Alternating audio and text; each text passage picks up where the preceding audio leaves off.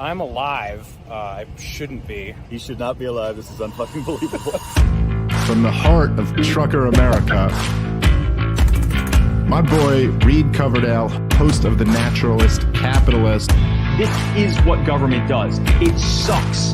If you think you're going to win people over by stating commonplaces, you're just selling the other part. It is about dictating every transaction that you have for the rest of your life. Mr. Potato Head. Coverdale is the guy to be president of the United States. You intimidated me with your perfect 74 stat. That was the beginning of my problems. He died doing what he loved, chasing a minor. But I'll put a 50 cal attached to my Suburban. Libertarians need to get out of New York. The gulag is going to be in your house. This guy's a fucking murderer. He deserves to be in a Gotta get him out dungeon. of that truck at night and get him into the White House. What's going on, everybody? Thank you for tuning in to another episode of The Naturalist Capitalist. I'm coming to you from New Hampshire, and it is way too fucking hot for New Hampshire. Almost hit 100 degrees today, depending on where you were in the state. But we're pulling through. On the show, as always, we have the hilarious Eric Jackman. How you doing tonight, my friend? Reed, I'm excited. I'm happy. It's unbelievable. I'm repping ABBA. They're sponsoring me now. They got the hologram thing over with their concerts. We're bringing liberty to everybody, man. We're doing it the only way we know how to do it. So, guys, Eric made it through his 6-month stint without any alcohol, and he's come out on the other end celebrating a little bit. We got Ryan Dawson. Our bombs are too straight on the show. How are we doing tonight, Ryan? That's right. I got a cool shirt to show the audience here. You can see president, not president. We're going to see a repeat of that. I'm looking forward to the tidal wave coming. November can't come fast enough, and hopefully we can get Jeremy in there too when that comes around too. All right, for our special guest, we've got a short little intro that I'm going to play, and then we'll bring him on the show. Here we go. It is time to diversify the murderous military-industrial complex. We need to make the nukes gay. And that's why I'm running for office. Like my fellow Democrats and Republicans, I will support every war. I will support stealing billions of dollars from Americans to kill innocent people, but we are gonna make it so gay. Jeremy Kauffman, the next senator from New Hampshire. How we doing tonight, man? I'm doing great. You know, when I learned the nukes weren't gay, that was my Charlottesville moment. That was when I knew I had to run. It's worse than January 6th. Yeah. Oh, it's incredible. So, Jeremy, you've had a pretty tough week in court, right? You've been fighting this lawsuit. What's going on? I don't know if it was tough or not. I'm excited for it to be coming to a close. There were some very favorable things that happened. The judge was actually pretty tough on the government. But this has been going on for more than 4 years, 4.5 years. I've been getting sued by the government. So, like, quite frankly, just to have it coming to a close one way or another is very exciting. Because that's one of the things that sucks. I'll say this is like you're guilty when they charge you, because everyone's terrified of the government. Everyone in the cryptocurrency industry, they're terrified. The SEC calls you, it goes $1 million. So it's like no one, everyone is, no one wants to speak up. No one wants to kind of raise their head because that's they'll go after you. So there's a big chilling effect on even talking about it. But we're fighting the good fight. We're getting through it. And there's a bunch of coverage about the case that's been coming out from John Deaton and some of the other people who are on the side of the good guys. So just for people who don't know, what has the case been about? Like, what started it 4.5 years ago? Why have they been coming after you so hard? It gets into a kind of arcane standard for what is security. There's this test called the Howey test. And in the case of cryptocurrency, the SEC is applying this test very aggressively in a way that would, probably 90, 95, 99% of companies would be breaking the law in the SEC's way of putting it. So this isn't a case where there was fraud or someone went to the government and said, Jeremy cheated me, Jeremy's company cheated me. There isn't anything like that. The SEC, when they were just in court on Wednesday, they said that if you sell a cryptocurrency, even if the buyer is intending to use it, even if 75% of the purchases overall were for intended usage, the mere fact that that price can go up and down based off of other people's work makes it security. So they're arguing, they want all of this under their thumb. That's what the regulators want. They want the whole industry under their thumb. So my case will be, it will set precedent for a lot of companies. Like, we are forging new law. The law is genuinely unclear. So so now the government's deciding if a hot dog is a sandwich. Like, that's like literally that's what you're arguing. It's like, well, the law doesn't say what a sandwich is. So now you have a law about sandwiches, and someone is asking if it applies to hot dogs. Like, there's not a straightforward answer. The law doesn't say. Now, I think that should be on the government, right? If the law doesn't say, the government should lose, but we'll see. Wow. I like that analogy. Yeah. So, Jeremy, is that the basis of why you're running to be United States Senator? Like, just tell, why the fuck are you running for U.S. Senate here in New Hampshire? Yeah, absolutely. It's motivating. The fact that I've been fighting the government, I've seen firsthand the way that they treat you. Like, they're bad guys. Like, these aren't people who are genuinely, these regulators, like, they have not been genuinely interested in the truth. They have not tried to negotiate with me. They've not tried to be fair to me. I've said, what could I change, for example? So they have been bad guys. I've seen firsthand how bad the government treats people who I was trying to do the right thing. So that's been motivating. All the stuff with the Libertarian Party, I got involved in that here in New Hampshire, and everyone here was really encouraging me to run. That was super motivating. And I'm also someone who likes to kind of put their money where their mouth is. I don't want to be a guy who's taking shots from the sideline, and then never stepping up to the plate himself, right? So I was someone who was taking some shots. I was someone who was frustrated with the Libertarian Party. Well, now I do have to act. That's the way I am. So that was another, motivating factor. Yeah. So I saw this poll, and it was only 600 people. So the reliability of the poll is probably not that high, but it said, like, what was it? 55% of New Hampshire Republicans and like 1/3 of New Hampshire voters want to secede from the union, basically. Did you see that poll? Or I did see that poll. I didn't dig deep in the methodology, but 600, if you have a good sample, 600 is plenty of people. 600 is a lot of people. So unless they were really cheating with their sample, that's a very, very positive sign. And I don't think they were, by the way. I'm not trying to say that. I think, as far as I know, it's a proper poll. And so it's a very promising sign. And certainly the Libertarian Party in New Hampshire has been beating that drum as loud as anyone. And I think that's part of how you make it happen, is you've got to keep talking about it. You've got to almost be incessant about it. That's how people's minds, actually change. It's not like you're like, well, I have a good argument. I have a good argument for secession. And someone's like, yeah, that's a good argument. And they're just like, they just change their mind overnight. No, it takes time. And by continuing to beat the drum, which we were seeing all these groups pop up. Some of the guys started New Hampshire Independence PAC now, and they're just going to be backing the candidates who are making this an issue. And so we're really seeing a lot of energy, being dedicated here. so, Ryan, if New Hampshire secedes before any southern states do, that's not going to look good, just saying. But No, we already seceded. What are you talking about? that's true. We're 150 years behind you guys. I mean, this is almost a New Hampshire-based show. I'm assuming Eric's at home right now. I mean, this is yeah. I'm in Peterborough. I'm in Cheshire County. I'm in the shadow of Mount Monadnock. Yeah, and this area, the whole state needs based, Jeremy. We know that. We understand that. But like, so to a layman, to somebody who's just kind of pays attention, minimally to what's going on, how do you sell like what a libertarian is to convince somebody in New Hampshire? And this is what I want to do, Jeremy. Why the reason I'm doing this and why we do what we do. Don't vote for the Democrats. Don't vote for the Republicans. Vote for libertarians. How do you sell that, man? Yeah, well, so to me, if a lot of it is contextual in terms of who you're dealing with, where they come. If I'm like selling, if I'm actually having that kind of conversation, but I'd say like the people that I think the Libertarian Party should be tapping the most generically are a lot of the people who are more skeptical of things. They're more dropped out. They're more like fuck the system. They're more frustrated. Someone who is already pretty committed to being a Democrat or Republican. Like, I don't think these people are You know, it's not a matter of like arguing. Yeah. Who's read the Bible?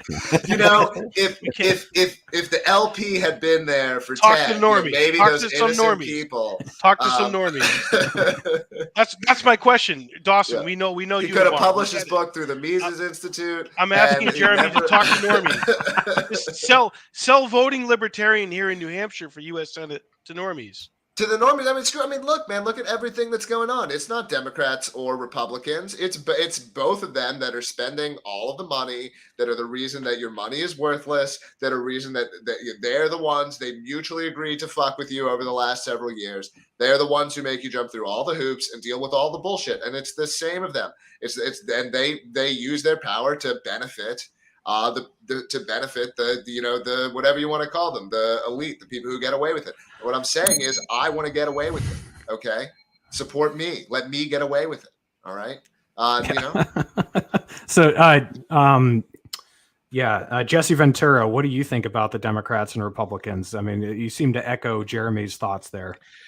I like what Jeremy's saying. I think it's a complete joke that we would have two parties trying to run and saying we're doing something different when they take their funding from both parties, from both the same people who are going to fuck the American people over. I like Jeremy Kauffman. I think he's offering something different. I think he's unique. I think he's a breath of fresh air.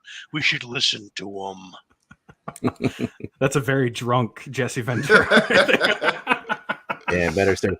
The best time to convert people is right after April when they've been paying taxes. Yes. That's the best time to talk to them. Be like, yeah, that sucked, didn't it? Hurt, didn't it? Yeah, let's move. We need one of the first things to do is to move that to the end of October. Well, that's the thing. We want to bring something to offer to people. We don't have a lot of people here in New Hampshire, and we have an audience here. And my brother and I, the Jackmans, we have people who listen to us. So I want to give them something that is different and give them a reason to vote Libertarian. So that's what I'm all about, Jeremy. And I think you're offering something different, but we have to.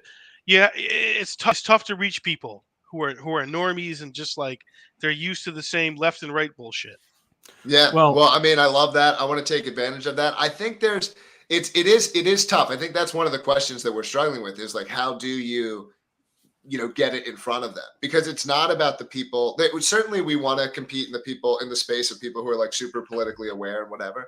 But I think there's a whole bunch of people who, if you can, give them something that will be a little bit, not like a screw you, but like, they get to support something that's not remotely close to what's there. I do think there's more people out there that you can tap, but how do you get the message to them in the first place? It's hard. Well, what I thought was interesting is when the War is Gay ad came out, the reaction from a lot of people who are already libertarians was like, I'm not sure this is going to work, or I don't really know if this is a good idea. But then you saw everyone who reacted to it in a negative way are the people that you don't want to reach anyway. Like all the Democrats were freaking out about it. Like it was disgraceful. It was the most disgusting thing that ever could have been done, where everyone who got it, they knew what it meant. They knew where you were coming from. So I don't know. I was trying to tell people like, this is directed at the people who already understand that this is going on. Like, you can't, I mean, it's good to try to message to the people who aren't aware that they're getting screwed over or whatever, but you ultimately want to reach the people who do know that already. And so when you put an ad out like that, it reaches those people who are already realizing that the system doesn't give a fuck about them and is hiding behind all this woke messaging and everything. So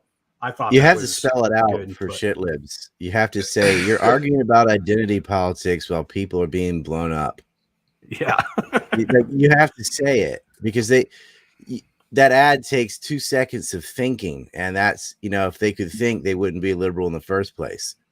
You have to spell it out. Yeah. And I think even though the left has stopped talking about it, I think there are a lot of people on the left, not in office, but on the left that don't want war. There's something about getting into power that makes people like war, man. Like, because I don't think nearly as many people on the right support. Obviously it's even better on the right currently, but it's always more the elites who want it than the people. Yeah, for sure. But people think whatever they're told from the press. We're losing the media war so badly. You know, look at all the people they ran right out and got a Ukrainian flag and stuff. They didn't know anything, ignored the Maidan coup from 2014 to now. The whole history's been erased. Twitter said this, so they're going to do it. Twitter just banned the word groomer. You can't say that. Like, whose side are they on? They did. Yeah. What? Yep. Damn. Well, yeah, Jeremy, you've had a huge hand in helping us circumvent the media by creating LBRY and Odysee and all that. So what is the deal right now with LBRY and Odysee? Like, they're separate companies. The companies kind of split up. What's the deal now? And they're getting more and more apart. You know, we'll have some news, even more news on that soon. So, like, I'm actually very much not involved in the day-to-day running of Odysee. We certainly talk to them because they're still using something that's built on LBRY, but I'm 100% focused on LBRY, the legal stuff, all that. And so there's a whole different team. The team working on Odysee is actually bigger than the team working on LBRY right now. It's quite a big group of people, and everything is going well over there. And I'm a big fan of what they're doing, but I'm not actually running it currently. But it's going very well, and it's continuing to grow. And it's been like really fun to be a part of that. And I'm not satisfied. I will say that, right? Like, I do want to get to 1 billion people. I want to build something that can actually displace like the status quo. But we're at like 30, 40, 50 million people sometimes in a month are using it. So it's a real, quite a lot of people. So how far back does that go when you had this idea and you started putting it into action? Like, what triggered it? Was there a moment where you realized, holy shit, they are going to just censor everybody that disagrees with them? Or was it a gradual thing? Or I should, if I was a better like politician, I would say like I saw it all coming. I do. Yeah. Truth is that like I was aware of censorship in general, and like concern about censorship and the ways that information is censored online was like a very much motivating factor. But I came at this sort of like in a much nerdier way and didn't actually even think originally that we were building something that was specifically going to be competing with YouTube or like user generated video. We actually thought it was going to be more for paid content, like videos that you're paying like a couple of bucks for, and a technology for distributing that. And when we released it, there was all this interest in like people who were concerned about like this YouTube stuff was happening, and people started using it as like a backup. And we were like, we should probably, look at, maybe we should be doing a bit more of something over there. So it was one of those cases where, and by the way, I've seen this. I mean, it's happened with, really all of my businesses is you start with an idea, but it then evolves as you interact with people. And I think, by the way, messaging is the same kind of way to bring it back to libertarianism. And that's part of the reason, for example, I really like Twitter, even though people get mad at me sometimes. It's like you're experimenting, you're improvising, you're coming up, you're evolving based off of how you're interacting with the market. And so in both business and messaging, I like that kind of thing where you're going out, you're putting it out, and you're shaping it. So Jeremy, what made you a libertarian? Like, where did you grow up? What was the influence that told you about libertarianism and made you a libertarian? Yeah, so the internet I was like definitely just a big factor. Being online in the like late 90s and early 2000s, the internet was a pretty libertarian place at that time. Like, it was much more, in terms of percentage of libertarians, it's much higher then because they were online earlier and so on. And so like, but it was all kinds of different ideas. Like the first stuff was just being like skeptical of what I was being taught in school, where the earliest stuff there was like actually like Noam Chomsky and Howard Zinn and the sort of like dissident left. And then that got me to being like, well, maybe all this stuff I'm being told in school, like maybe some of this stuff isn't true. Typing that online, finding other answers online that were even different than their answers. And and that way. And I definitely came that way. Like, I took the baby steps of like Milton Friedman before I got to the more like, radical stuff, which I read later. And I pretty much like all of it, like I'm probably more of like, especially COVID showed this to me, that like, I don't care about like, unless outcome oriented, like some shit you just don't do, doesn't matter. But I definitely started with like the Friedman type stuff, the like markets work and markets are very efficient and you can do more of this if you use a market, and finding all that stuff very interesting. Yeah. So, Ryan, Odyssey has been like one of your biggest outlets now that YouTube fucked you over, right? Isn't it your biggest video platform? Or I think Bitchute still has more followers, but that's because Bitchute came out first, so I've had it longer. But I was on Odysee as soon as it was there because I got kicked off YouTube in 2008. Okay, the first time. And it's much harder back then. So, yeah, I mean, everyone's like, remember when the internet was free? And I'm like, no. I got kicked off MySpace in 2005. I got kicked off AOL in 2005 also. I've been the canary in the coal mine, so I didn't see censorship coming. I was experiencing the censorship. I'm one of the first people banned on anything on the internet. Mark that in history or whatever. And I was probably one of those people that you're looking at telling you your school was full of shit and giving you different answers on history and so on. And so I got targeted quickly. You know, and I hit a lot of taboo topics. I mean, September 11th in the adult way, not the kook way, denying airplanes and stuff. And that'll get you in trouble. And so, yeah, I've been on Odysee, and Odysee had this great feature where it would just grab your YouTube videos automatically and put them on there because, like, well, it's great if it's free speech, but there's no eyeballs in the beginning. So you need a bridge. You need an on-ramp from something. And I'm not allowed on Twitter. I'm not allowed on Facebook. I'm not allowed on Instagram. I'm not allowed on YouTube. Can't be Patreon. Banned on PayPal. Banned on everything. And so when Odysee finally had a feature to take super chats, which I call shekel chats, I can have income again. And they'll put it right in my bank. I had no other way because I'm not allowed to use anything else because I tell the truth too much. I mean, they're all politicized. And now it's not just me. Consortium News has been banned from PayPal. Pepe Escobar, Scott Ritter, all these people are banned on Twitter. Anyone that said anything about the virus has been banned. Anyone that said anything about election fraud has been banned. The topics have expanded to, it's ridiculous. And yet, someone like Richard Spencer is allowed on Twitter and CNN. Because he's the gift. He's the gift that keeps on giving. Yeah. He's a liberal. He's a Biden voter. Yeah. Yeah, he's a liberal. Yeah. It's not. They don't care about racism and that. It's just like they hate conservatives. That's all it is, and they'll just use that as a label, as an excuse to get rid of whatever they want. And I've been called everything, right? And it's definitely false. But you don't get the opportunity to defend yourself. They're allowed to talk, and you're not. And so, yeah, I was on Odysee and Bitchute. Rumble banned me for 9 weeks, but then they brought me back again. But the thing is, like, even if you don't do anything wrong, if enough people accuse you of crap, you'll be temporarily removed for a good chunk of time before you can go through and prove your innocence, right? And then they may bring you back or may not. Odysee has never banned me, and I don't think they will. So, of course, I'm always promoting that, always promoting them, and VK and Telegram, any alternative.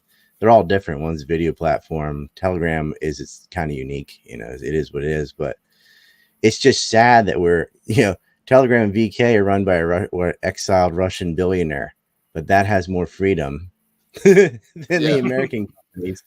I've been banned on everything American. I mean, although that stuff probably has its own set of stuff that you can't say, but it's just not the American set of stuff that you can. Yeah, what happens to them is whole countries will ban it. Yeah. So like RT is not allowed to have a Telegram channel in all of Europe or the United States.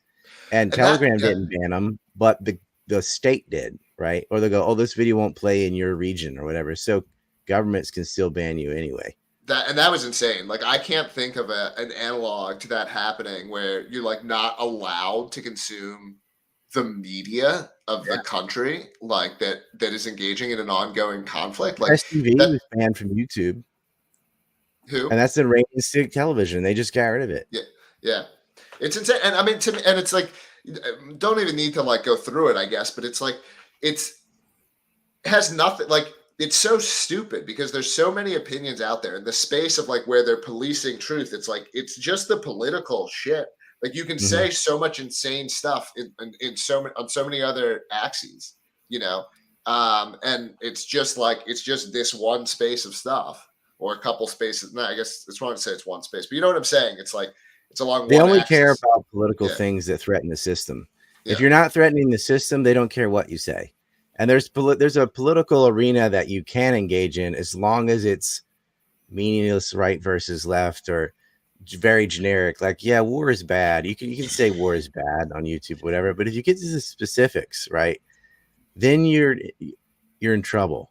If you're just saying stuff that doesn't mean anything, and I know people use it for shorthand, and I'm not saying every time someone says these terms, but when someone just is like the globalist, the elite, the deep state, the NWO, the whatever, it doesn't mean anything. Or just saying they or whatever.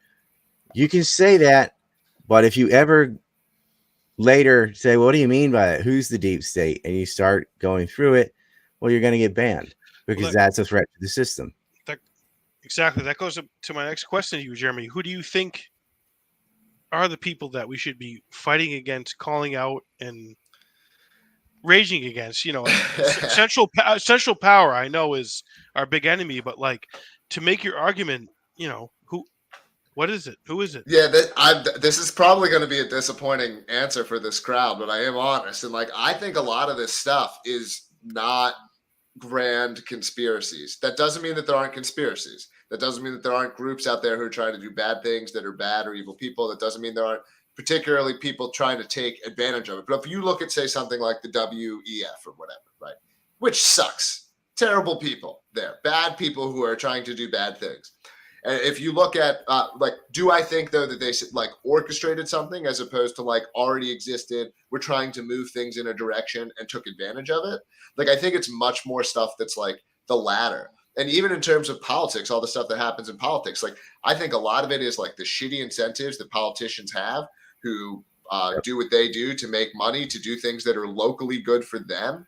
Like, I think it's a lot more of this kind of like people. It's the terrible incentives of the system that attract psychopaths and sociopaths and narcissists who then suck and take advantage and are leeches and are terrible people who will fight wars if it makes them money or lets them have sex with underage children on an island or whatever it is. Like this, they'll do evil shit for selfish reasons. And this system is pervasive, is pervaded with people like this. But I don't think we actually disagree with that, like any of us. Yeah. Like, okay, in fact, usually it's the people who think every single thing is a complete false flag operation by the government, and you know, takes all this extra set of faith that none of us would have to think that the government could actually pull all these things off. It's much more taking advantage of instances as they come along and pushing things certain ways and trying to, you know, make the most of every situation that comes their way. That's much more government typical, I think. Yeah, the government, they're not working on behalf of national interests. They're working on behalf of select commercial interests that personally profit the people that make the rules. Yes. And there's no conspiracy needed there. It's just greed. You know, it's just because they can. But they couldn't, if there was enough cultural pressure to get more Ron Paul types in and get a lot of these donor class leeches, you know, Ulysses S. Grant Lincoln type people out of there, who are just special interest whores. But that's not going to happen until we have viable media, because a normal functioning media, like what happens here where I live, we don't have cops beating the hell out of people and stuff. And we don't have the problems in Japan the US has, because we have a media that if there's a scandal like Epstein or something, it would never end. That they would dig into it and expose everything and everybody would go to jail. But our media is complicit in it. Our media is also held to the commercial interests, big pharma. When you say media, do you mean both the press and social media institutions? Do you use media to mean both of those? Yeah, things? I would say the 3-letter networks, as well as the major social media like Twitter, Google, and so on. Because I mean, the people with a billion eyeballs, they have a responsibility. And I know, what about Tucker said this and that? Sometimes you get a little nugget of truth here and there, but it's endless. I mean, look at this kangaroo court going on with January 6th. Like, it's not an insurrection. They didn't even bring weapons. The cops are saying stay within the ropes. You know, it could be debunked in 2 minutes, but that side's not allowed to speak. And this, you know, picking issue goes like that. They could have explained to Ukraine where, like, yeah, you know what? They did murder 13,000 people and they're firing artillery in the Donbass in February before Russia attacked. It was not unprovoked. Done. You know what? We don't have any evidence of weapons of mass destruction. We're going based off of cartoon pictures from serial liars and da da da. I mean, if one person could just tell the truth for 5 minutes, the public wouldn't buy it. All these wars are started with lies, and all these lies are started by mass media, and it's every network goes along with it. All of them said too big to fail to protect the financial class, right? All of them, they get a script, they say it, and you're not allowed to deviate. And social media has gotten worse. It used to be the social media in the beginning was starting to pressure mass media to change its tune a little, and then boy, they got dragged before Congress, and they threatened them with regulations, really. And they go, okay, we're just going to sell state propaganda. Facebook got so bad they're banning people for a word in a post from 2009 or whatever. 30-day ban, you go to jail. Ha ha ha. And it's disgusting to me. Like, this is a site that started as a rate my face type of thing, comparing women to each other. Now they're all about protecting sexual identity and this and that. And it just gets more and more radical. The most intolerant wins, right? And if we don't get a handle on media, we're lost. The reason the public, we're not crazy, we're not evil. The public is supporting war in Ukraine because they don't know any better. They don't know any better because they have no access to information unless they're in these crevices where they go and dig through and find the right thing on an Odysee video or something like that, because that's the only place we have. So, guys, we got someone on the line. We've got Alex Jones, and he's here to talk about who is actually running the media. He found out through John Podesta's cell phone. He's here, though. We got Mr. Jones. Could you please tell us why, who is running the media and why they're doing what they're doing? You're muted, Mr. Jones. You got to unmute yourself. That'd be lovely. Thanks for muting me. Thanks for not censoring me. I work 18-hour days, Reed. These are the Chi-Coms, the Chinese. They're running the media. They're telling us what we can say, what we can't say every single day of the week. I've had Steve Bannon come on. Q came on, by the way. I'll give you that tomorrow with a diaper. Q came on, and he told me what was going on, what we should say. Steve Bitchute, all these other people. It's the Chi-Coms. The Chi-Coms are doing it. They're running it. They know what's going on. They tell me what to say. They don't tell me what to say. Infowars.com, blue pill, red pill. We're going to give it to you every day of the week. All right, that's who's running. That's who's really running us. Tell Jeremy Kauffman that. Bring it to the Senate, Jeremy. Don't mute it. Infowars.com. Thank you very much, Mr. Jones. We'll see you on the next call. So, Jeremy, I got a question for you. You have a talent for getting attention through provocative statements. So I was just talking to the guys that I went to the Nick Fuentes event with in Vegas. And throughout that episode, I made the point that they don't ban Nick because he says racist things or because he says provocative things. They ban him because he talks about some things that they don't want him to talk about. So I'm wondering, are you ever worried about that they'll come after you for the funny stuff you say on Twitter or the provocative shit and use that as a shield to get you to stop talking about censorship or war or anything like that if you actually get elected? Yeah, worried. It's certainly something I think about. I think it's something that, like, I'm not that reckless about it, actually. Like, you can understand the rules, and there are certain things that are against them, and there are certain things that you can do, right? Like, for example, and I don't, not saying I encourage this activity, but like, if you talk about racial slurs, like, the rule is you can't call people racial slurs. That's the rule. You can't call someone a racial slur. You can quote a racial slur. That is perfectly within the rules of social. So there's stuff like this where it's like people think that I'm like saying shit that you can't say, but it's like, no, actually you can. Right? That's up because people will. I'm sure people. Some of the things I've said where I've got a bunch of people mad at me. Like, I'm sure plenty of people reported them, and they're still up, which means they're okay. You know. So yeah. There's a sort of right way to do it. I don't actually feel that restricted, honestly, on Twitter. The most restricted I felt was when you couldn't say that Kyle Rittenhouse did nothing wrong. That was like the most, like, how can you not say that? But like most of the stuff that I want to say, I feel like I don't, again, for me, for where I'm at. Yeah, it's not fair. Justin O'Donnell straight up calls for insurrection and he doesn't get banned. I make jokes and I get banned from Twitter. It's not fair. That's I can't even use my name without getting banned on Twitter. Me neither now. With the jokes, right? Like it's some person of, you're hoping the person who's judging your tweet is of average intelligence. Like you're hoping, right? Like these are people, and they probably have like 20 seconds before their like Amazon scoring algorithm says that they didn't review your tweet fast enough, and it's on to the next one. So like a part of it is like the system itself. I'm not saying that they're not also out to get you. I'm not saying that another part of the problem is like 90% of the people who work there are lefty midwits who can't even unwind their own biases and recognize, that they exist, and they think they're being neutral or whatever, So it's a mess of things that causes it. Mr. Trump, why were you banned from Twitter? What was that all about? It was locker room talk. Okay, it was so much locker room talk, and I said what I said, and it was not true. It was kind of true, but I said, storm the Capitol, okay? But Jeremy, we need to reach out to people who are on the left who are anti-war. What kind of olive branch or bridge do you make to them who are anti-war? Do you know where they are? I would like to talk to them. Yeah. Where are they?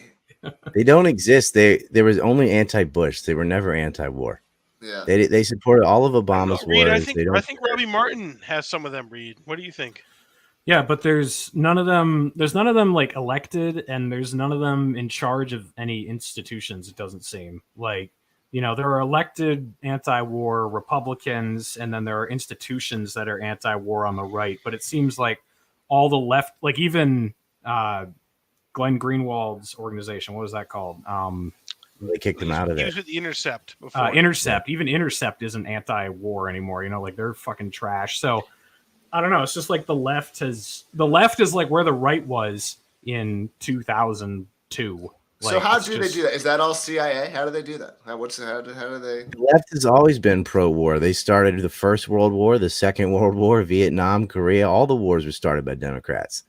The only exception was in 2000 when Bush started ramping up the war to go into Iraq. And that was only because they wanted a multipolar war instead of a unipolar war. Nobody was anti-war. Didn't First Bush also do Gulf War? First Bush, yeah, everyone supported that one. Both parties supported that one too. Well, yes, it's very popular, the warring. They've never been against it. They're either for it on their own or for it with the Republicans. Well, I think there's the mainstream left, you're right, but I think there's like a small group of left wingers who are anti-war. They just they've never gotten anywhere. They don't have any. Oh yeah, so there's progressives like on principle that are against war. Anti-war. Who would take like leftist economic policies or something. And yet they disappear when there's consequences. See, when it was fashionable, everybody could bash on Bush. It was on, the comedians and everybody, we were doing it on SNL and whatever. It was cool. But the moment it isn't cool, they're not going to do it. When there's actual risk, they disappear, right?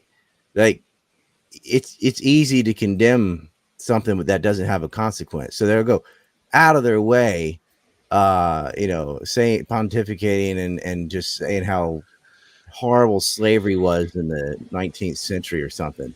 But you've got, Palestinians being murdered right now, but they're not going to touch that because there's the skin in the game. And so all these people are like, yeah, I hate slavery and killing the Indians. And of course, all that stuff was wrong. But we have those kind of things happening now. And they're not saying anything. So like, don't tell me if you lived back then, you would have been anti-slavery and anti-genocide. You would have been owning slaves and killing Indians because you're over here right now supporting the starvation of children in Yemen and ignoring the plight of the third world today. Oh, yeah. So it's just a fashionable thing to look good. So is only the American right anti-war? I guess that's my point I'm trying to make. Is anti-war? It can't be only. That's what I'm saying, Jeremy. Like, there has to be other people who are not just on the right for whatever reason who are anti-war. Also, I think that we can say that maybe that the right-left spectrum is real and everyone's on it in the sense of their values or whatever. That might be true, but most people are checked out, man. Most people aren't paying attention to politics. Most people, if you polled them on Ukraine, they'd probably be like, yeah, Russia's the bad guy. But that's because they will casually repeat, but it's not an actually held opinion. If you had the same poll and you said like, do you want your taxes to go up $100 a month to support Ukraine? They'd be like, fuck no. So it's like, it's this, like, yes, everyone is like, has this opinion, but it's not a real opinion. It's they're casually repeating this thing back that they were superficially told. But yes, it's manufactured. But I also think that it's important to recognize that it's like, it's not real. It's not deep. It's not an actual, like there's some, yeah. It's all that's fixable, just like that. If you have media, you can sway all the lemmings the other direction, and they'll have a tacit, not very deep opinion, but it'll be on the right course. Because most people aren't political, and most people don't need to be political. They're working 9 to 5. They're doing what they're doing. They need to specialize. Not everyone can sit down and sit there and read history books and go through policy stuff. They just need the news to be honest to them, and it isn't. Well, and one of the things I think libertarians in particular struggle with is like a lot of them are independently minded people, because if you're going to join a team of 2%, you have to be pretty independently minded, and they like fail to recognize that that's just not most people, know, and that's therefore they take approaches and like, want to do things that aren't, never going to work. Yeah, they're really hostile to the outside because, you're not as aware as I am, and that kind of stuff. I think Ron Paul showed us the correct template to use if you want to reach enough people. Which is, instead of dogging on them for how retarded their opinions are, just ignore all that and show and offer them a better way. And it's implicit, like, well, if this is better, then what you were doing was stupid. You don't have to say it. Just show them by example. He got a discussion going about monetary policy in the Federal Reserve. I never thought I'd see that in my life. And then suddenly it was cool. But I'll tell you why he was successful is because at that time on the internet, we had a bunch of movies from Money Masters to Zeitgeist or whatever, talking about the Fed, fractional reserve banking in a video. And people watched movies. Well, you couldn't put that out today. It would all get yanked. But when we had a slither of media for just a second, boom, Ron Paul movement is raising $7 million in one day, right? Because a lot of people are like, yeah, I like this idea. Get rid of the CIA and the IRS and out of it, pull out from all these foreign interventions. The message was there. No one gets to hear that now.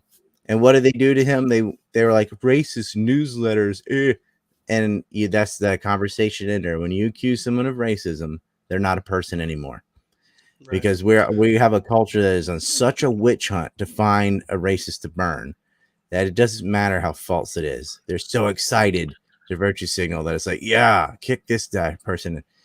I think this is the truth. Ron Paul is not a collectivist at all. Never been a racist, but they knew it was going to work.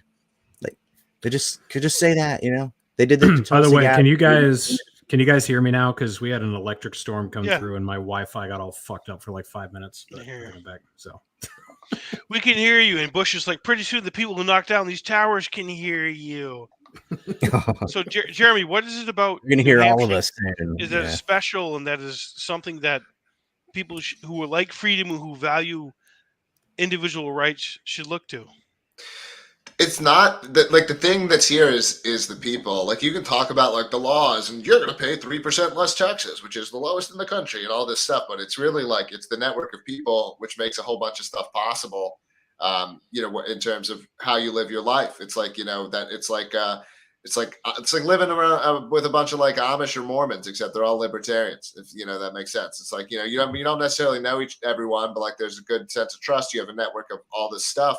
You have a resistance network with that kind of thing, or whatever. Like, so and it all, and then we're also winning. But it's not like the winning is big picture stuff. It's the small picture stuff that makes it actually like more logical to do it. And I don't know. Who's gonna buy this off of me talking about it? I think really people should just like come check it out, come visit New Hampshire, and come hang out. There's stuff going on all the time. Come see. Yeah, the biggest thing to me is the high trust society that already exists, because a lot of people don't realize government replaces culture and society, right? Like you have these natural alliances and friendships and business deals between people that exist, and then the government comes in and gets rid of them, so then they're gone. So to get rid of the government, you kind of need that sort of system to take its place. And you need a lot of trust between people for less, for less government and fewer rules or whatever. But here in New Hampshire, I've used this example a lot. There are a lot of farm stands where you can go buy food for cash and just drop it in a box and take your corn or your eggs. Lots of honor system. Lots of people don't lock their doors. Everyone has guns, so no one's actually going to try any shit on anybody. There's all these ways that we already live here that we don't need to set up in order to just start dismantling the government. Like, we're already there, so we can already start removing some of these systems. That's the way I look at it, at least. But, it's very high trust here. We don't have guns, but still they don't act like that. It's weird. Japan bans guns. Guy builds one, shoots the longest time. Right? I know. U.S. has millions of guns, and all they do is shoot each other. Dude. I don't want to get, your channel in trouble. So let's just say compare what happened in Japan versus we had all this COVID tyranny in America and all those guns. And the only attempt was by the FBI. So, and the last time we could kill a leader here in America, it took CIA complicity, and over in fucking Japan, it was just like potato gun, boom. So one of my more and I'm not saying this is an opinion that I actually have, but as someone who's sometimes has shit takes, which is that it's all, a lot of it is like LARPing, or at least it's maybe it's making you comfortable and believing, but it's as far as I'm concerned, we've already, and I'm not encouraging anything, but it's we're already getting fucking crushed. I know it's uncomfortable to think about, so we don't want to have that at the front of our consciousness, but we are. The government is dominating an incredible amount of our lives, far more than in history was tolerated by the people, who founded the country, far more than was tolerated through almost all of human history. It's happening to you right now. It's a depressing, I'm an optimistic guy, honestly, overall here in New Hampshire, but it's easy to forget that because we got fucking Netflix and amazing things, and we invent things, we have all this stuff, and, whatever. But that's the reality of it. Yeah. So, Jeremy, I want to pick your brain on this a little bit. So I have said in the past that I almost wish they would come for our guns, because they're almost like a placebo, that make people feel like they're free, because they never use them for anything, obviously, except for, like Ryan said, for shooting each other. But if the government ever actually grew some balls and decided, all right, fine, we're going to actually take your guns, maybe people would be like, holy shit, what the fuck, but they could take your right to free speech away. They could take your Fourth Amendment rights away. They could take, everything except your guns. And most people just still kind of let things slide. So I don't know. They fantasize about, I'm going to get in a shootout with the government. No, you're not. They're not going to come and try and take your gun from your house. They're just going to turn your bank accounts off and close off all your cards until you give your gun up. They're going to do what they did to Nick Fuentes and Ryan to everybody. That's how they deperson you now. They don't come and arrest. They don't have to do anything else. Yeah. Everything's digital. It's Minority Report. And you're not allowed to, you have no access to your money. They freeze your account. And you're going to be homeless or turn in your gun. Get a crossbow. Well, crypto's helping with that. That was part of what turned me on. No, it isn't. I've been banned on every exchange. How are you going to get your money out? I've been banned on Coinbase. I've been early too. It's all bottleneck. I've heard that. I know you can't do anything peer-to-peer to cash it out in Japan.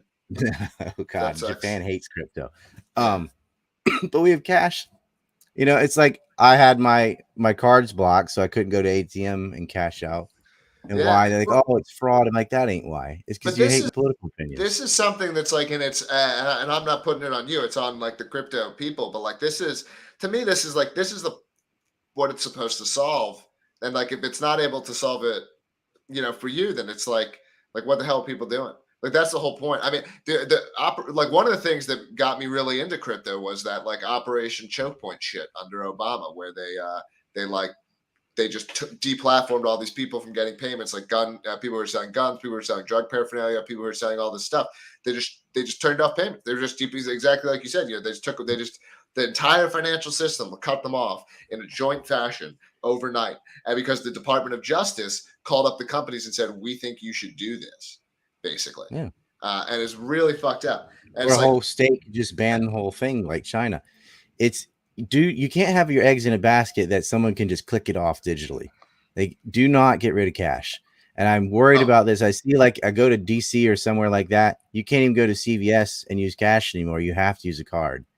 And that's scary because they can just turn your cards off. If you're a political dissident, they just shut off your cards, and now you have to comply. They're aiming to get away from cash, and they're suckering people into this crypto stuff too, because they can turn that off easy. And like, oh, I'm a blockchain. And I'm like, oh, shut the fuck up. Like, they totally can take your crypto, freeze it, or as soon as you cash it out, they hold it in your bank. There's so many different ways they can steal your money. I'm skeptical of that one. I think the best that they can do is what they're doing currently, which is attack it at the exchange points and try to, force everyone through those and control them. But I don't think it's I feel like there's got to be like peer-to-peer places. There's forums in Japan. There's got to be some sort of network you can tap into to cash it out. Nope.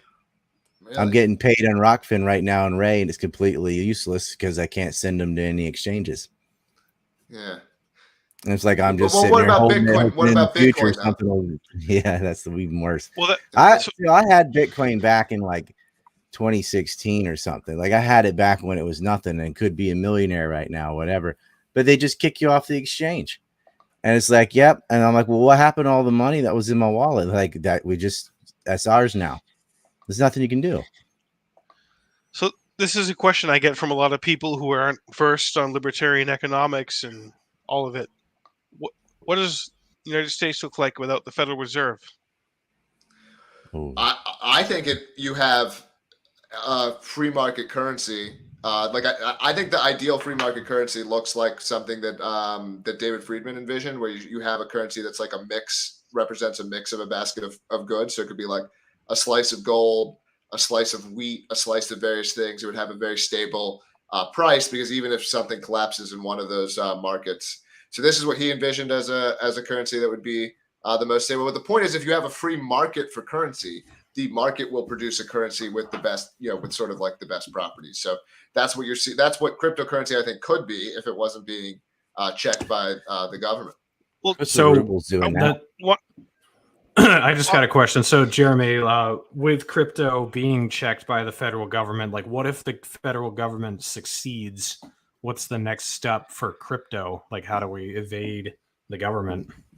Well, I think government success in crypto is similar to sort of government success in, say, what happened with BitTorrent or something like that, where it's like pushed to the fringes so that the normal person doesn't want to deal with it. I am skeptical of their ability to say actually shut it down entirely. Like, in the sense of, for me if I have a local wallet and I want to move cryptocurrency to another local wallet, like that is, I'm not using an exchange. I think it is very, very, very difficult for the government to stop this. I think the government can stop lots of other things, but that act, which is a narrow one, I'm not saying that solves all the problems. I think that is very difficult for the government to stop. But they can mess with it a lot. They can make it really annoying. They can make it fringe. So, hey, but I don't know, is the Supreme Court like okay now? Like maybe they won't be able to do it. I don't know. They can manipulate the price really easy, and then it's like, well, you can move things from wallet to wallet, but like if you have to pay your rent or buy a sandwich or actually use the money, you have to turn that into real money. And Bitcoin is just not accepted except in certain stores. And you put yourself on the, I'm going to get paid in script and only pay from these like 6 places, overstock.com, whatever, that'll sell you stuff. You can't use your own money. So if you can't exchange it, it's useless anyway. I agree with you. Yeah. This is a problem. I mean, we're just at PorcFest. One of the things I noticed at PorcFest is, because PorcFest, people were into crypto early. People were using crypto peer-to-peer at PorcFest in 2013 and 2014 to buy stuff, because the attitude with some of the people up here is, we'll try anything. We want to get you. They hate the dollar so much. They're early adopters. And this year, there were more people using gold backs. I don't know if you've seen these. Yeah. These like I think I have one. Let me grab one. Yeah. Yeah. So it's this currency it's literally has gold in it. So it's some gold in a bill like instrument. And this was more popular than cryptocurrency, I think, at PorkFest this year. I don't And know if like, you can see that very well, but that's a gold back. So to me, it's crazy. I was like, I mean, full credit to the goldback people, but like, I was disappointed in crypto because it's like, how are you moving backwards? How is your tech not getting better? How are you not getting to the point where this is like really easy and everyone's happy with it? Is it almost like how on Independence Day they use Morse code to take on the aliens because it's like simple enough to evade the system? Is that almost what's happening? Like people are going to go back to archaic forms of trade because it's just easier to circumvent the government? I see it, to me, it's more of like a safety like net. It's more like it's downside protection. Like I personally don't think like supply chains are like about to collapse or that kind of thing. I think prices might continue to go up. I'm not saying like things are going to be smooth sailing or whatever, but I don't think like I'm not a doomer. I have a lot of friends who are, and I'm very glad that they are, and and that kind of thing. But like, how many times has the prepper's been right though? Yeah, COVID, but you only got to be right once. You only got to be right once. I saw some math that said we should expect a civil war like once every 87 years or something like this. So it means that there could be one in our lifetimes. But it's like I think that. I'm an optimist. I am. I'm. It's tough. I'm like kind of wired this way, but I'm an optimist. I think like entrepreneurs and tech and people keep doing stuff. I think the era of centralized power. I think it's actually diminishing. I think the centralized power was stronger 20 or 30 or 40 years ago than it is today. And I think some of the stuff that we're seeing is as much like a system that's decaying a little bit, flailing as it's breaking apart than it being this tremendously powerful thing. Because all the stuff it's doing on the internet, that's all weakness. That's all weakness, because if the control that used to be exerted before, you didn't even see, because it never even made it into the newspaper. It never made it into something that you can see. And so, like, we are seeing, there's an analogy that I totally stole this from a guy named Travis Corcoran, who's running for state rep here in New Hampshire. He's an awesome guy. And he has this analogy about how, like, the Berlin Wall didn't go up. The Berlin Wall didn't go up for like 15 or 16 years or something like this after the split. Like, they didn't put the wall up till people started to see that communism wasn't what they promised. They, at first the lie worked. When you start seeing the wall, when you start having to do that kind of thing, that's weakness, not strength. Strength is when your narrative, people just believe it. You don't have to put up the wall. What do we need, Mr. President? Well. So, Jeremy, I want to tell people, like, here in New Hampshire, what is the libertarian? What does it mean to be a libertarian and support liberty? So, to me, you're a libertarian if you believe in private property and you want things to be as voluntary as possible. And we can argue about how voluntary things can get. Maybe we can't get all the way there. Maybe that's an ideal. But you're saying, I think things should be voluntary. I think people own themselves. I think people can have private property. And then everything's kind of negotiated from there. And that allows a lot of things. That allows very libertine societies that some people wouldn't like. And that allows very socially conservative societies that some people wouldn't like. And that's the whole fucking point, is that if you have those axioms, you can have a whole bunch of stuff. A whole bunch of things are possible in terms of the ways that people can live. Right. I own what I do. I own my body. Dude, trying to talk to, like, Republicans are easier to talk to. That's my experience. Democrats are just like fucking, goddamn, they love the state. They love people telling them what to do. They love central planning. It's tough. It's tough to, like, talk to those people, man. You've probably seen that, Jeremy. Can I add a white pill too? Because I agree with what Jeremy said earlier. Is like, I shouldn't be white pilled as much as I'm banned on everything. But I'm like, look, before I didn't even have something to get kicked off of.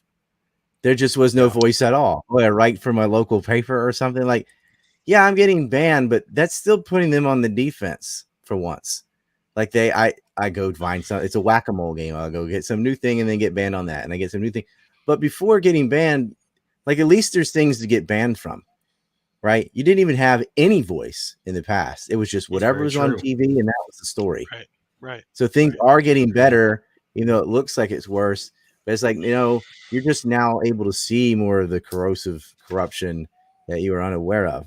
So it looks like, oh, look how gross this is, and they're raping kids on islands, and I'm like, yeah, but like I helped break that story, for example, with Epstein. That got me in a lot of trouble too, pissed off billionaires. But I couldn't have gotten that information out before. Right. I knew about it.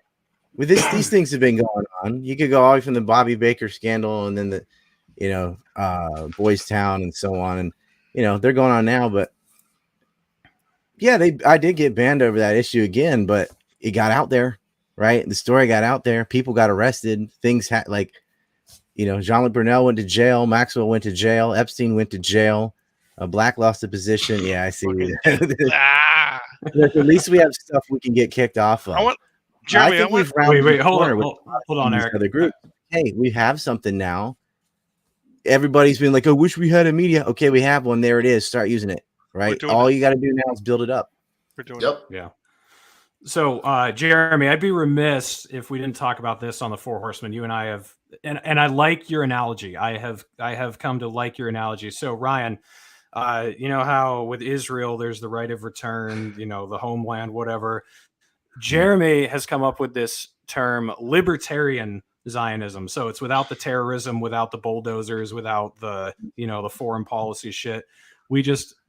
Libertarians have a homeland in New Hampshire that God gave to us. And so we all have a right as libertarians to return to New Hampshire and claim it for ourselves. What do you think?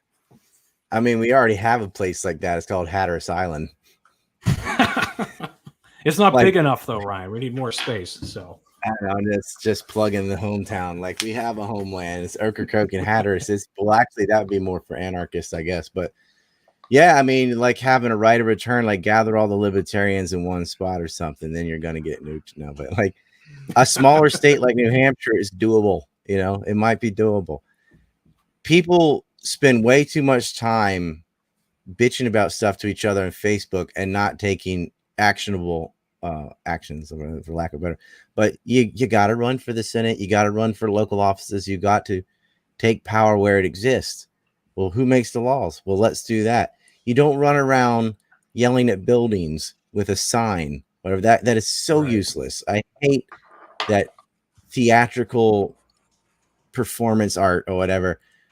Be a grown-up, right? Go in and lobby yourself. Go in and run yourself. Organize, get finances, work on alternative media. Do the things that will get results.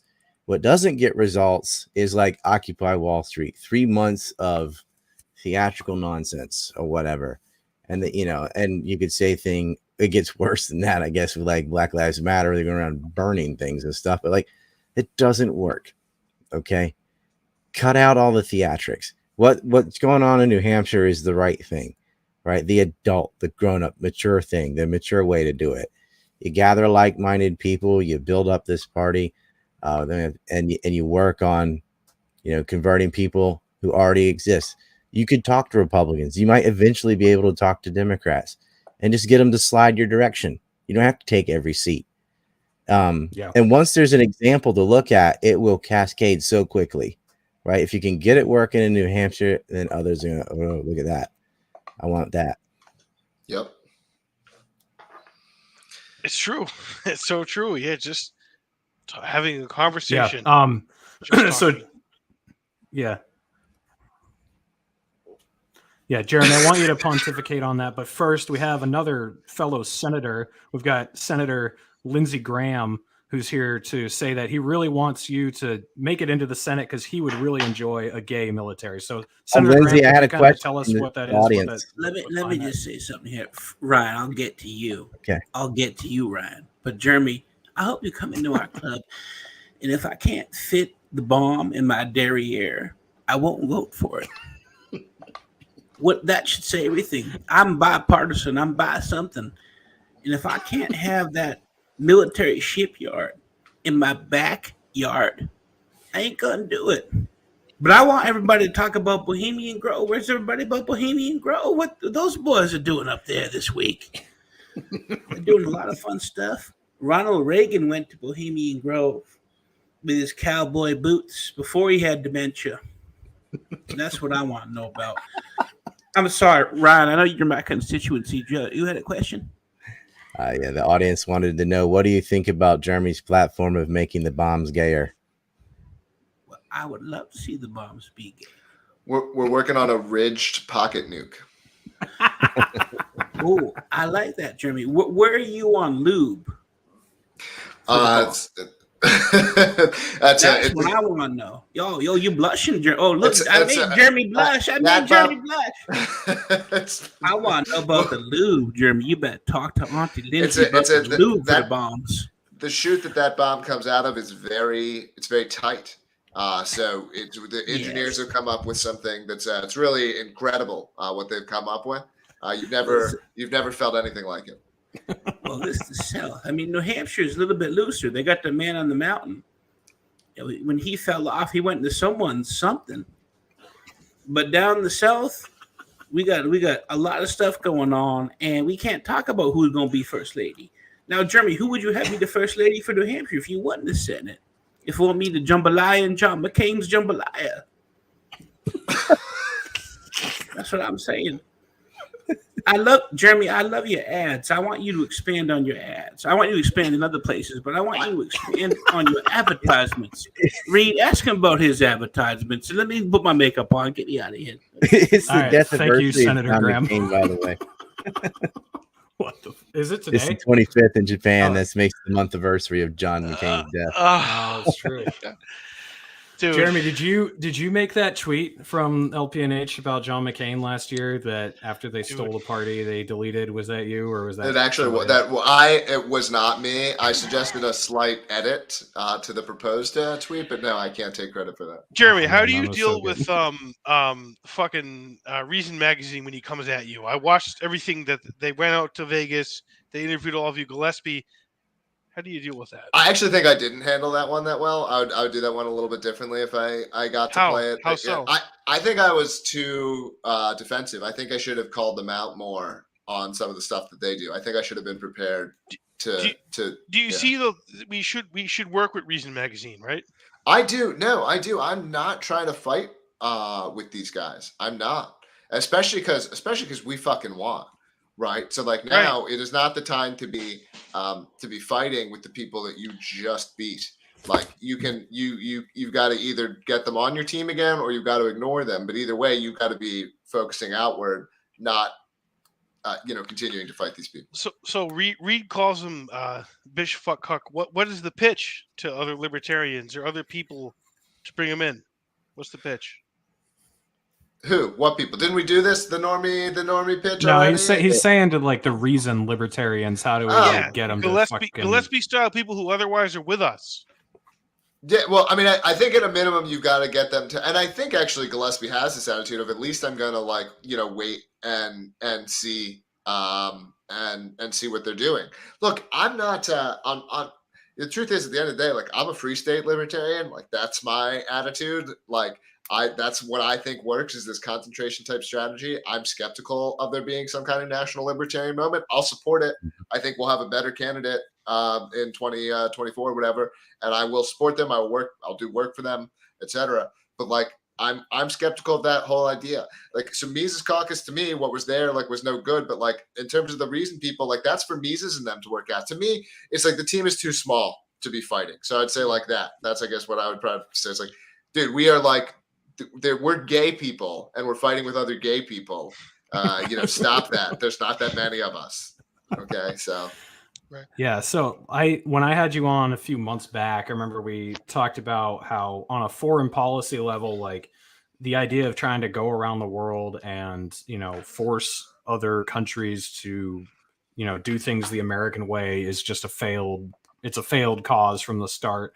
And for some reason, a lot of libertarians can understand that, but then they can't understand it on a domestic level. So instead of like trying to fix your own state first and make your own neighborhood better, your own county better, your own state house more functional, they care so much about what's going on in California instead, where California probably doesn't give a fuck what you guys think until you can prove to them that your policies work better. So if New Hampshire, like Ryan was saying earlier, if it could become an example of what a state looks like when there's really a libertarian lifestyle, libertarian governance, it would do a lot more to spread the liberty message than trying to elect candidates across the country or whatever. I think so. I'm agreeing with what you're saying, Jeremy, just kind of expanding on the idea a little bit. Yeah, look, I mean, I think libertarianism works in the sense that it would produce prosperity. It would produce a low crime society. Like, I think it would be a place that a lot of people would like to live in. But part of where I disagree with some libertarians and a lot of people generally is like, I do not see people as having, like, I don't see there as being some sort of like objectively correct set of morals. Like, there's a set of morals that I have, and I want to be with others that have that set of morals. I think they're mostly like pretty normal, honestly. But there's something, if you look at abortion, say, okay, like I see people who have very strong moral positions on both sides that, like, they're not, one of them is going to logically argue the other one, right, into being correct. So the choice is, like, either they struggle to dominate one another, or they accept that, like, they disagree, and you kind of say, where do you go from here? Does it make sense for us to have separate spaces, or what are we doing? But, like, so many people want to keep it in that space of struggling to dominate one another. And I'm not a bitch about this, by the way. I think a libertarian society needs to be prepared for that. I'm someone who's not afraid to, to have a fight or that kind of thing. But, like, I would like to say, look, why are we going to fight? We're both capable fighters. Let's just have our own spaces. Let's respect that. That kind of approach, I think, is better. But I don't know if it works. I don't know if we can get people to recognize. So many people want the other side to be evil, to be bad, as opposed to being like, you and I have different opinions, and all right, maybe I think you're evil. And I'm not trying to, by the way, I'm not trying to propose some kind of moral relevancy where everything is acceptable, by the way. I'm not trying to say that shit either. But there are some things, like, some people just feel viscerally that if someone else is too rich, that's bad and evil and wrong. Some people feel that. Most libertarians don't. They don't feel that, but some people do. Like, where do you go from there? Someone's ending up dominating. Yeah, or another example would be religion. Like, I think all of us on here are not religious, so a lot of people think we're going to burn in hell for eternity because we don't believe the same things they do. That doesn't make those people evil or make us evil, but if they're going to think that way and they don't want to hang out with us because they think that way, okay, I can't really do anything about that, so go for it. It's one of those things where there's not going to be an eye to eye. We're not going to see eye to eye on it, but it doesn't make either of us impossible to live with. Respect people who are religious. We're not going to burn in hell. I mean, I've been to DC and it's actually not on fire. I was just there with Prime Time in Marjorie Taylor Greene. We're not going to burn. I didn't burn. So, Jeremy, if you do end up in Mordor, what are you going to do? Like, are you just going to try to introduce the most insane liberty bills ever to draw attention? Because you're probably, you're as one individual, you're probably not going to be able to legislatively change much, but you could bring a hell of a lot of attention to shit and just cause problems. So, what's your plan if you get in there? Yeah, much more the second. I mean, of course, like, vote the right way on everything, and if there is some ability to do something, to be a deciding vote or to horse trade or whatever, like, I'm not afraid of incremental progress. But if, as one person, I've got 99 bad guys, then you throw bombs, you make some noise, you find some ways of bringing attention to things. One of the things that I think there's this ability, and I see it happening here in New Hampshire, of, like, playing offense, where, like, they are fighting to maintain the status quo. Like, there's this big fight that got in the New York Times that we lost, we lost, but losing was going back to the status quo. Like, we won, we cut the school budget by 50%, and then they agitated and got it back to normal. But it's like, it's the opposite normally, right? Where you're fighting some bad change, whereas here it's like it's that ratchet effect, but in, like, the positive direction. Stay on the offense. Yeah, exactly. Yeah. And so I want to, like, I think there is this ability, I would hope that there's some ability to be on the offense federally, to be doing things that are, like, making them respond to you rather than you always responding to them. Make police uniforms pink. Yeah. So I like that. No, the ads are everything. Jeremy, make the pitch. Libertarianism. Yeah, well, I mean, look, I can't imagine if you're listening at this point, you're, like, on the fence. You're listening to Four Horsemen. 75 minutes into the show. I think you're probably a libertarian. Just accept it. Accept who you are. This is like you're like watching 75 minutes of gay porn and you've like had a hard on this whole time and you're like, I'm not sure if I'm gay or not yet. Like, no, you're a libertarian if you're still here, dude. Like, I'm sorry, man. I've got news for you. You know, look, but I mean, we got to. We can have some conservatives watch the show. They can make it conservatives can be libertarians. You can be a liberal libertarian or conservative. That's the thing. Like, if you accept libertarianism just as like, I mean, a lot of people don't, but if it's like, you know, this the way we can have different things. Like, you can be a socially conservative libertarian. You can be a really libertarian. You know, I think like those are both fine. This works too. We see it at Porkfest every year. Like people who don't believe that can happen, you got to go to Porkfest. You'll have like the Satanists and the nudists and the weirdos, and then you have the Christians and the gold people and the Bitcoin people and the gun people, and there's thousands of us all in this campground for like 8 days, and no fights ever break out. So, just saying, like it is possible. Yeah. I'll have a comment. Jeremy, how can people help out your campaign going forward?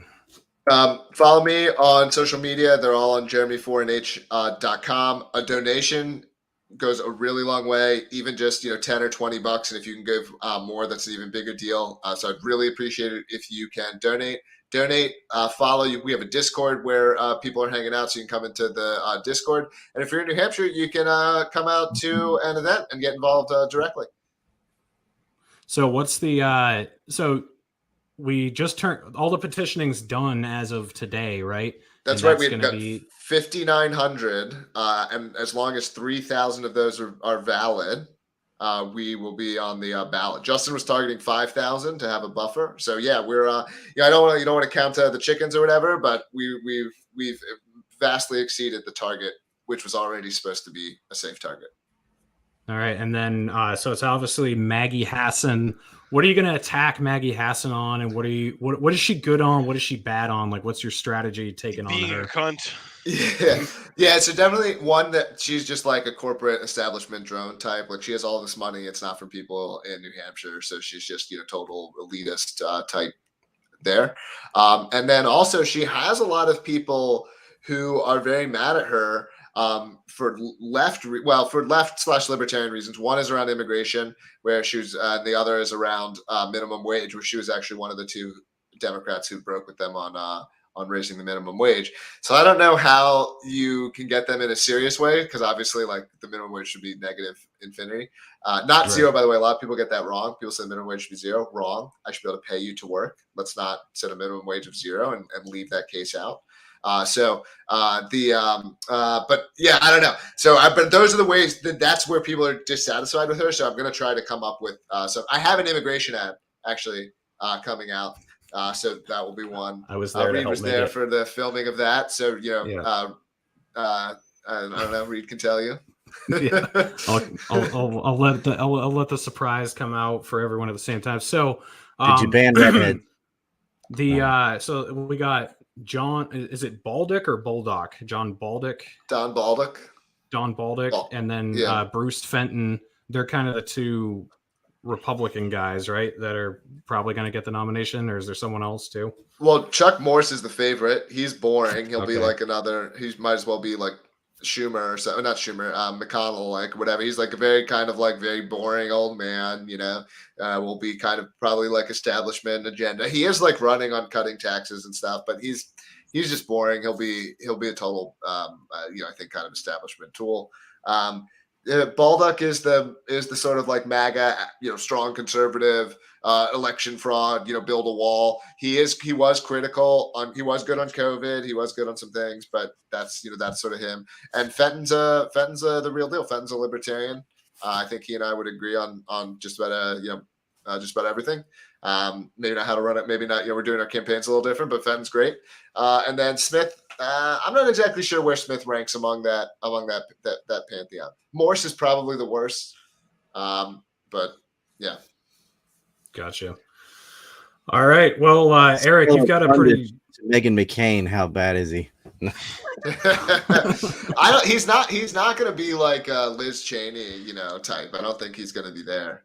But the Republicans here, well, the establishment Republicans here are in the anti-MAGA lane, right? Like Sununu, the governor here, was like actually criticizing Trump, which very few Republicans are willing to do.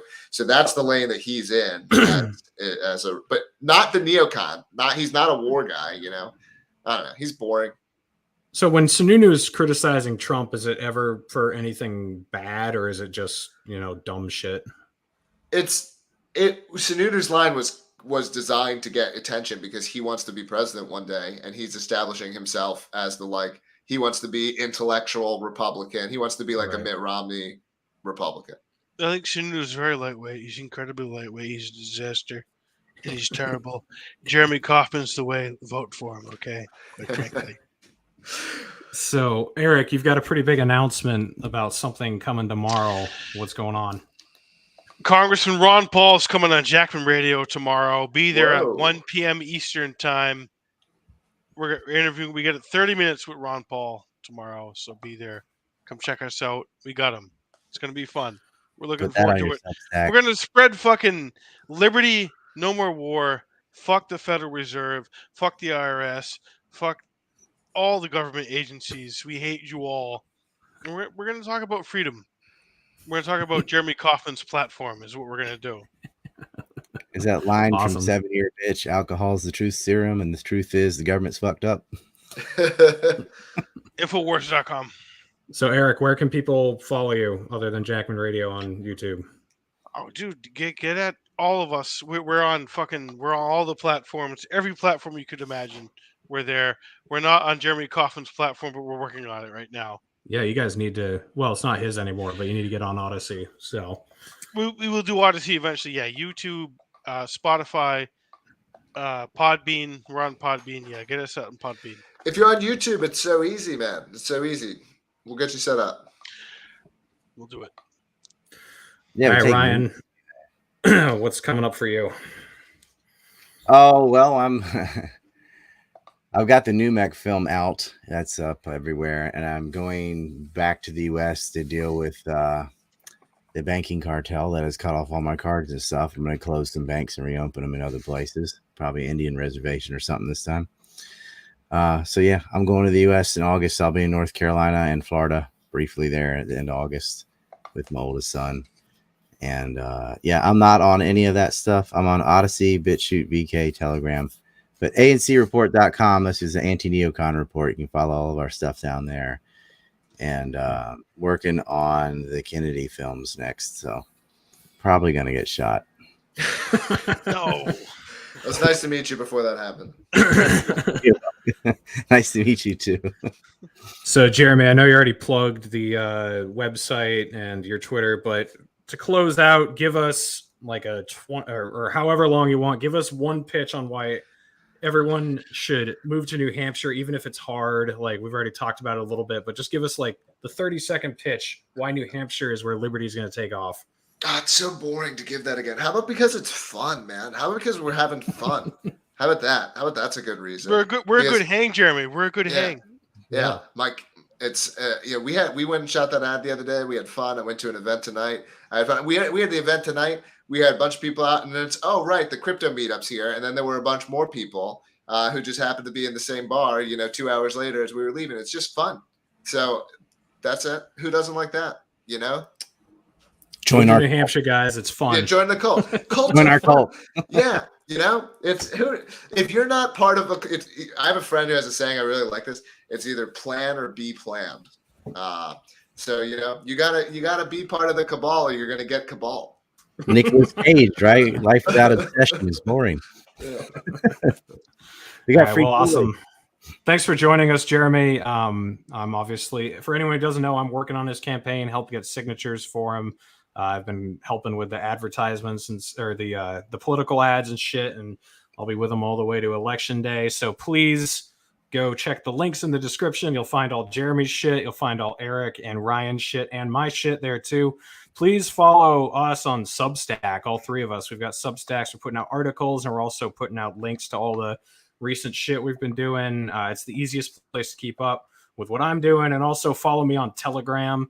I've got that linked in the description. Ryan's got one too. It's kind of my replacement for Twitter because, like Ryan, my name is banned off Twitter. Anyone by the name of Reed Coverdale is not allowed on Twitter anymore. Congratulations, by the way. Yeah, thanks. Like, big time. I'm often like deep down in the back of the oven, and I'm wondering who the next person's coming. Oh, welcome! Here comes RT. Here comes Press TV. Here comes this person, that person. Sitting there since 05. Yep, we're joining you, making it bigger. All right, guys, thank you for watching. Make sure you go check out Jackman's show on Monday. And Jeremy, good luck. We wish you all the way into Washington, D.C. Good night.